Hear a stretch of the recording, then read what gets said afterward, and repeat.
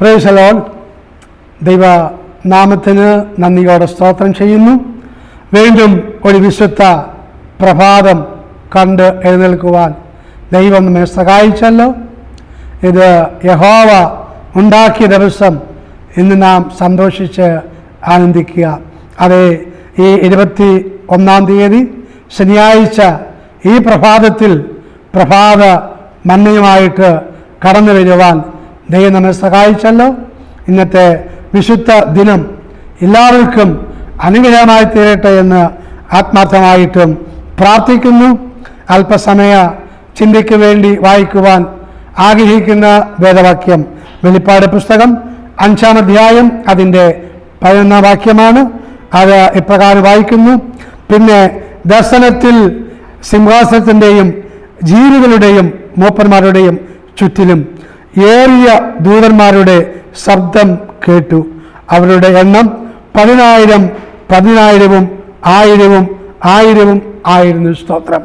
ഇതിൻ്റെ തലക്കെട്ടായിട്ട് കൊടുക്കുവാൻ ആഗ്രഹിക്കുന്നത് സ്വർഗീയ സൈന്യം. സ്വർഗീയ സൈന്യം. അത് ദൈവത്തിൻ്റെ സിംഹാസനം, ചുറ്റിലും ദൂതന്മാർ. സ്തോത്രം. അവർ 10,000 10,000 1000 ആയിരുന്നു. സ്തോത്രം. Praise the Lord. ആമേൻ.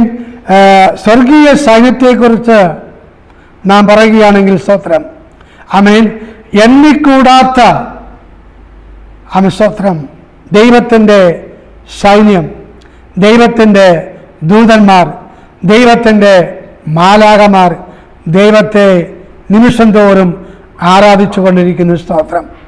അപ്രകാരം ദൈവദൂതന്മാരുടെ ആരാധന മധ്യത്തിൽ ആയിരിക്കുന്ന സർവ സൃഷ്ടാവായ ദൈവം, സ്തോത്രം, ആ ദൈവം ആഗ്രഹിക്കുന്നത് ദൈവത്തിൻ്റെ സൃഷ്ടികളായ മനുഷ്യർ ദൈവത്തെ ആരാധിക്കണമെന്ന്. സ്തോത്രം. എന്ന് സൃഷ്ടാവിനെ മറന്നുകൊണ്ട് ദൈവത്തിൻ്റെ സൃഷ്ടികളായ മനുഷ്യൻ സൃഷ്ടി സേവകളെ ആരാധിക്കുമ്പോൾ സൃഷ്ടാവായ ദൈവത്തിന് എന്തുമാത്രം വേദനകൾ ഉണ്ടാവും. സ്തോത്രം. Praise the Lord. നാം ആരാധിക്കേണ്ടത് നമ്മെ നിർമ്മിച്ച ഈ കാണുന്ന സകലത്തെയും സൃഷ്ടിച്ച സൃഷ്ടാവായ ദൈവത്തെ വേണം നാം ആരാധിക്കേണ്ടത്. സ്തോത്രം. ആമേൻ. അല്ലാതെ സൃഷ്ടി സേവകളെ അല്ല നാം ആരാധിക്കേണ്ടത്, സൃഷ്ടാവിനെ ആരാധിക്കുവാൻ ഇടയാകണം. സ്തോത്രം. ഇവിടെ ദാനിയേലിൻ്റെ പുസ്തകം 7-ാം അധ്യായം അതിൻ്റെ 10-ാം വാക്യത്തിൽ ഇപ്രകാരം വായിക്കുന്നുണ്ട്. ദാനിയേൽ 7:10 ഒരു അഗ്നി നദി അവൻ്റെ മുമ്പിൽ നിന്ന് പുറപ്പെട്ടു ഒഴുകി 1000 പേർ അവന് ശുശ്രൂഷ ചെയ്തു. 10,000 പേർ അവൻ്റെ മുമ്പാകെ നിന്നു. ന്യായ വിസ്താര സഭ ഇരുന്നു, പുസ്തകങ്ങൾ തുറന്നു. ന്യായ വിസ്താര സഭ ഇരുന്നു, പുസ്തകങ്ങൾ തുറന്നു. ഒന്നോർക്കുക, ഇന്ന് ഈ സൃഷ്ടാവായ ദൈവത്തെ ആരാധിക്കാതെ സൃഷ്ടിസേവകളെ ആരാധിക്കുന്ന ജനമേ, ഇത് കേട്ടുകൊള്ളുക. ഒരിക്കൽ ഈ സൃഷ്ടാവിൻ്റെ അടുക്കൽ നിൽക്കേണ്ട ഒരു ദിവസം വരും.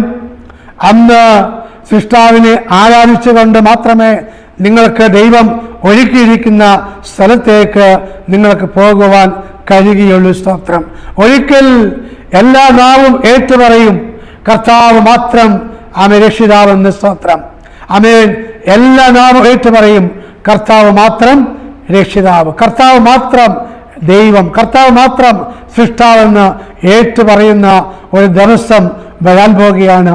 എന്നാൽ ആ ദിവസം വളരെ മുമ്പായിട്ട് ഇന്ന് ഞങ്ങളെ കേൾക്കുന്ന പ്രിയപ്പെട്ടവരെ, ആ സൃഷ്ടാവിനെ അറിഞ്ഞുകൊണ്ട് ആ സൃഷ്ടാവിൻ്റെ കൽപ്പനകൾ, ന്യായപ്രമാണങ്ങൾ, ഉപദേശങ്ങൾ, ചട്ടങ്ങൾ പ്രമാണിച്ചുകൊണ്ട് നാം ദൈവത്തിന് മഹത്വം കൊടുക്കുകയാണെങ്കിൽ സ്തോത്രം, വരാനിരിക്കുന്ന ആ ന്യായ വിധിയിൽ നിന്നും മാറി നിൽക്കുവാൻ ഇടയായിത്തീരും.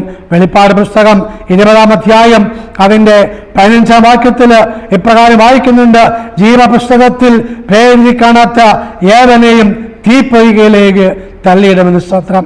ആ കൂട്ടത്തിൽ ഞങ്ങളെ കേൾക്കുന്ന ആരും ഉണ്ടാകുവാൻ ഇടയാകരുത്. ജീവപുസ്തകത്തിൽ പേരുണ്ടാകണം, വീണ്ടും ജനിക്കുവാൻ ഇടയാകണം. കർത്താവായ യേശു ക്രിസ്തുവിനെ സ്വന്തം രക്ഷിതാവായി സ്വീകരിച്ച് ദൈവത്തിൻ്റെ കൽപ്പനകൾ അനുസരിച്ച് നാം ജീവിക്കുമ്പോൾ ജീവന്റെ പുസ്തകത്തിൽ ദൈവം പേര് ചേർക്കുവാൻ ഇടയായിത്തീരും. സ്വർഗീയ പൗരനായിത്തീരുവാൻ ഇടയായിത്തീരും. അപ്രകാരം ദൈവമക്കളെ സ്വർഗീയ പൗരന്മാരെ ചേർക്കുവാൻ കർത്താവ് യേശു ക്രിസ്തു വീണ്ടും വരുവാൻ സമയം അടുത്തിരിക്കുന്നു. അതുകൊണ്ട് വചനം പറയുന്നു, അവനെ കൈക്കൊണ്ട് അവൻ്റെ നാമത്തിൽ വിശ്വസിക്കുന്ന ഏവർക്കും ദൈവമക്കളായി തീരുവാൻ അവൻ അധികാരം കൊടുത്തു എന്ന് സ്തോത്രം. അപ്രകാരം ഈ അവസ്ഥയിലേക്ക് ആരെങ്കിലും വന്നില്ല എങ്കിൽ എന്ന പകൽക്കാലം അത് കർത്താവായ യേശു ക്രിസ്തുവിനെ സ്വന്തം രക്ഷിതാവായി സ്വീകരിച്ച് ദൈവത്തിനോട് നല്ല മനസ്സാക്ഷിയായി ഭാവങ്ങളേറ്റു പറഞ്ഞ് അനുദരിച്ച് നമുക്കായിരിക്കാം. അതിനായിട്ട് ദൈവം നമ്മെ സഹായിക്കുമാറാകട്ടെ, അനുഗ്രഹിക്കുമാറാകട്ടെ. നിങ്ങൾക്ക് വേണ്ടി ഒരു നിമിഷം പ്രാർത്ഥിക്കുവാൻ ആഗ്രഹിക്കുന്നു. സ്നേഹവനായ ദൈവമേ, സ്വർഗീയ നല്ല പിതാവേ, ഇന്ന് വചനം കേട്ട എല്ലാവരെയും ദൈവകരങ്ങളിലേക്ക് ഏൽപ്പിച്ച് പ്രാർത്ഥിക്കുന്നു. ആരും നശിച്ചു പോകാതെ യേശുവിലേക്ക് നോക്കി രക്ഷ പ്രാപിക്കുവാൻ, നിത്യജീവൻ നേടുവാൻ അങ്ങ് സഹായിക്കണമെന്ന് അങ്ങയോട് പ്രാർത്ഥിക്കുന്നു. ഇന്നത്തെ വിശുദ്ധ ദിവസം എല്ലാവർക്കും അനുഗ്രഹമായി തീർക്കണം എന്ന് അങ്ങയുടെ പ്രാർത്ഥിക്കുന്നു. സകല മാനവും മഹത്വവും അങ്ങേ കൽപ്പിക്കുകയാണ്.